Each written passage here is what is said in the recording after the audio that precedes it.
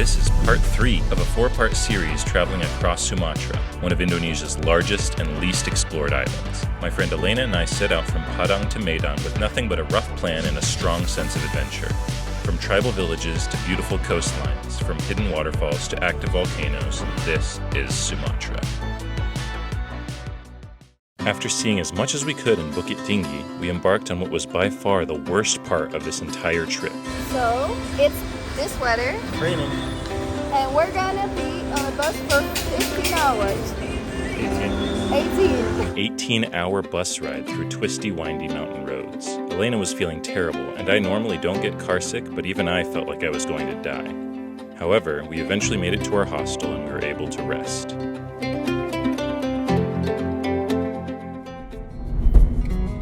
The next morning, we got up really early to go hike an active volcano called Mount Sibayak for sunrise. The hike was relatively easy, and it was part of a tour set up by our hostel that also includes a trip to some thermal hot springs afterward. This is really cool too. Once we reached the top of the volcano, there was a huge crater in the middle covered with vents that shoot out sulfur. It was really pretty, but it definitely smelled very strong of sulfur, and you get pretty wet from all of the steam. I don't usually do official tour groups like this, but this one was definitely worth it, and it was a great price. We went with 2 other German tourists so we could split the price, which I definitely recommend if you end up doing the tour. So now we just made it to the hot springs. Super pretty. They have like different pools that have different temperatures. You're usually supposed to start with one of the colder ones and then slowly work your way up to like the very hottest ones are in the corner over there. I absolutely love hot tubs and hot springs, so it was extremely relaxing, especially with the gorgeous views of the mountains.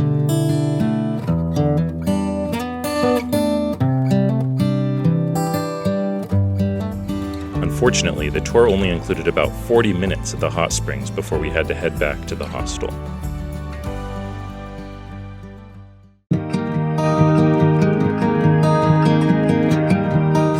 We just got off the Angkot to go to this Buddhist temple, and it started raining literally as soon as we got off, but it's been raining kind of on and off all morning. So we knew this was maybe going to happen, but this is our last full day in this city, so we kind of wanted to see everything before we have to leave tomorrow. It's been raining like the past 2 days. Yeah. At least we were lucky with the volcano. So we're gonna go try to see this Buddhist temple, and then maybe there's a Karo museum, which is about the Karo tribe, which is local to this area. Oh, and then maybe there's a local village tribe thing that we can go visit. And try the fruit. This area is famous for strawberries, so we might try that. And then also, Elena has never tried mangosteen before, which is one of my favorite fruits in Indonesia. So that's the plan.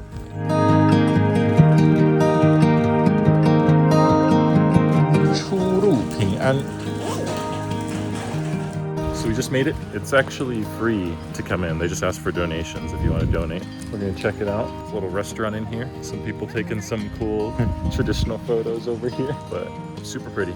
We got our Buddhas and our swastikas.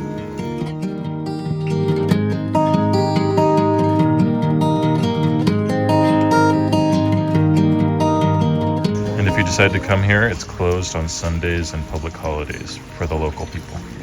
So apparently it's also closed, it's Monday right now, but it's closed until Wednesday because they're having some kind of a meditation retreat. And so unfortunately can't go inside, but it's a really pretty building, very beautiful decorations.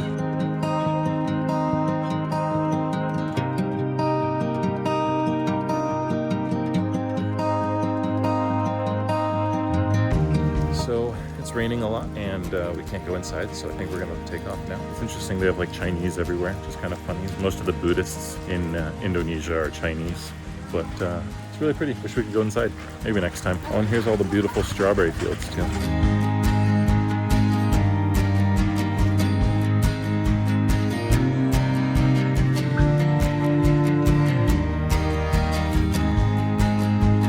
So we went to this little warung right here to get some Indomie because it was raining. And we were hungry. And every time it rains, it's an excuse to eat some Indomie. That is true. We always like to stop and get some Indomie if it's raining. But one of my friends actually recommended that I get some mee soup because apparently that's really famous here in northern Sumatra. So I got that. It was pretty good. Now we're going to go back to the temple and see if we can take some nicer pictures since it's not raining anymore.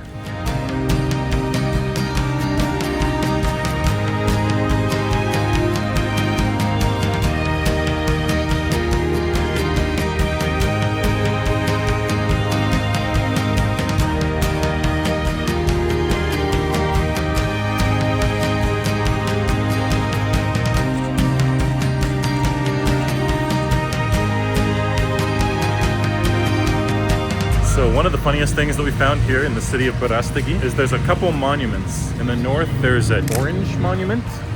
And in the south here, we've just made it to the cabbage monument. It's literally a giant cabbage. So now we're gonna go to Desa Linga, which is like a traditional village for the Karo people. The traditional mode of public transportation in the city in Indonesia is a small shared van called an angkot. I rode these constantly when I first came to Indonesia in 2014, but since then they've fallen out of use in most major cities in Java and have been replaced by ride-sharing apps like Uber. However, here in Sumatra, they're still extremely common. They typically run a regular route and you can stop them from the side of the road anywhere along the route. Desa Linga. And then you can just tell the driver where you want to get off and pay based on the distance traveled. And in my opinion, they're super fun, and you should definitely try them next time you're in Indonesia.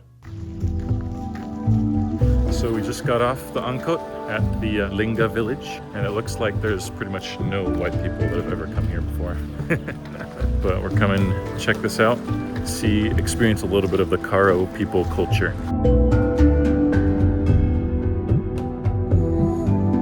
So when I say that no white people have probably ever been here, it's not because I don't want to go places where there are white people, but mostly just because when there are tourists somewhere, the people are expecting you, and sometimes that changes how people behave, changes like what kinds of things that they'll show you. But when they're not expecting you and you just show up, you get to see really how their life actually is and what they're actually doing on a day-to-day basis.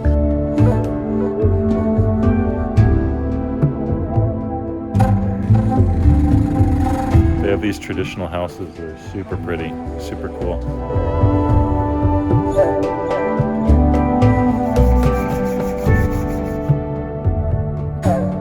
One thing that I find interesting is that a lot of the people here in northern Sumatra, besides Aceh, but like the Batak people and the Karo people were all Christian. Most of them are Protestant. I think a lot of Batak people are Catholic too. And so it's interesting to see how their local culture combined with the religion as well.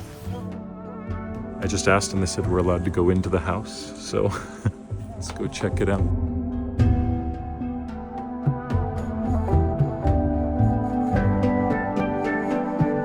So it doesn't look like the inside is very well maintained. There's a lot of trash everywhere. It looks kind of like one of those places that like young people come that are like abandoned and they just kind of trash it or do whatever they want. There's like random corn and drinks and other trash and some random clothes in some certain places. It's very interesting. I'm excited to go to the museum after this.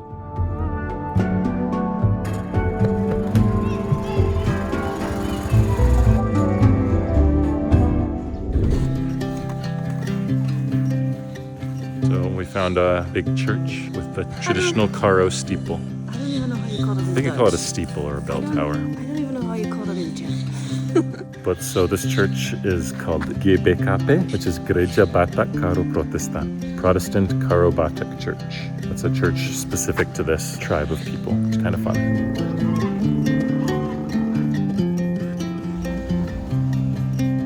So it's really interesting actually because it doesn't look like anybody actually uses these traditional houses anymore.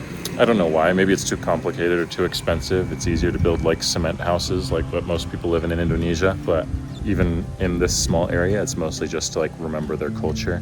And so even like in a lot of Batak areas or in the Minang areas, they'll build most of their like cemeteries and graves using their traditional houses, but they don't actually live in them anymore.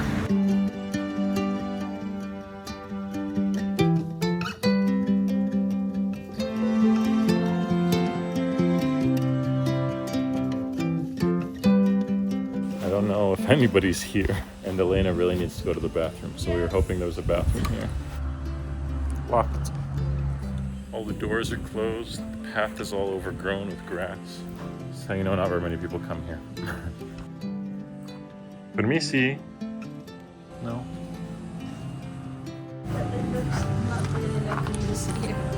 Should we go in?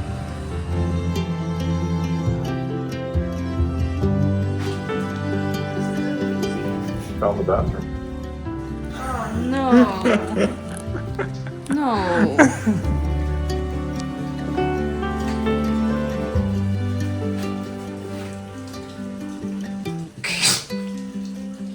There's stuff living in it. Look, there's little bugs. If you come to a village in Indonesia, make sure you pee before. Because the toilets are dirty. Good advice. Here's the museum. Welcome. This is really unfortunate, actually. I was really looking forward to this museum, but it doesn't look like it's working. And this Catholic church here is really cool looking, but it's also closed.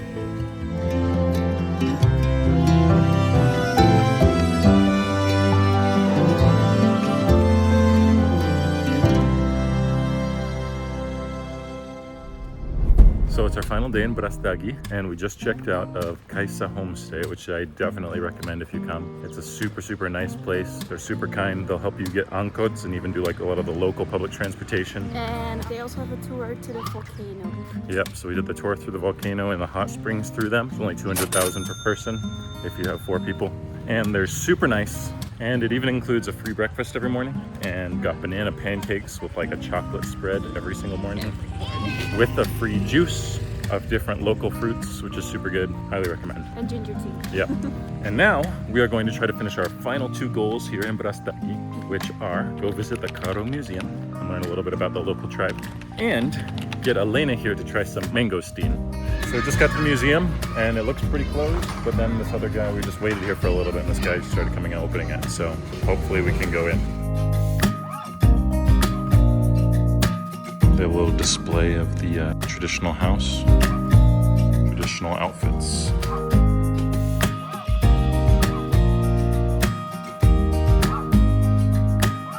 They even have some of these statues kind of like Hawaiian tiki. It has been extremely interesting to learn about the different Indonesian tribes. There are so many of them, and they all have such unique traditions and histories, and it makes me sad that so many of them have been lost. I was excited to see more daily life of people living more traditional lives, but it was a little harder to find than I thought. It's actually really crazy to me how many different like cultures and religions and beliefs they had in this single area, and how they're like almost all gone now. It's crazy to think about that, even just in the last 100 years. They also have some interesting items that were written in the old Batak language with Batak characters. And it's really interesting. I have like mixed feelings about a lot of this kind of stuff. On one hand, it's super sad that we've lost so much culture and religion and different cultural beliefs, and we've lost the old Batak language. Same with Javanese. Like very few people can read and write with this alphabet anymore. Like they all use the Latin alphabet because of Dutch colonization. But on the other hand, it's like Morocco, for example, they're trying to preserve the Amazigh language, the local indigenous language. But by teaching the local indigenous language, is that taking away from them learning English, for example, to help them have better opportunities in the future? Like, obviously, I don't think we should force people to live their old traditional lives in these like grass and wooden huts, but it's also sad that they don't anymore. So it's kind of, I don't know. Let me know what you think. So yeah, we just finished the museum. It was a really nice museum. If you're ever in BERASTAGI, you should definitely go. It was only 8,000 rupiah, so nice. And our last stop of the day is this BERASTAGI fruit market. So we're gonna go try some mangosteen. It's really pretty so far. Little girl running away from us. And we just found this crazy looking fruit.